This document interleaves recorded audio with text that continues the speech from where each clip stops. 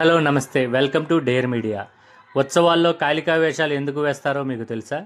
ఇది మనం ప్రతి ఉత్సవంలో చూస్తూనే ఉంటాం. ఏ ఉత్సవం జరిగినా వేషధారణలు ఉంటాయి. ముఖ్యంగా కాళికా వేషధారణలు వేస్తూ ఉంటారు. దీనికి కారణం మీకు ఇప్పటికైనా తెలుసా? ఉత్సవం జరిగేటప్పుడు స్వామివారి చుట్టూ ఉండే ప్రాంతాల్లో దుష్టశక్తులు తిరుగాడుతాయని ఒక నమ్మకం. అవి పారద్రోలేందుకు ఒళ్ళు గగులు పుడిచే సంగీత వాయిద్యాలతో పాటు కాళికా వేషాలు వేస్తూ ఉంటారు. వాటితో ఆ దుష్టశక్తులు దరిచేరవని నాటి పూర్వీకుల నమ్మకం. ఆ నమ్మకంలో భాగంగానే నేటికి ఉత్సవాలు జరిగేటప్పుడు వేషధారణలు వేస్తూ ఉంటారు.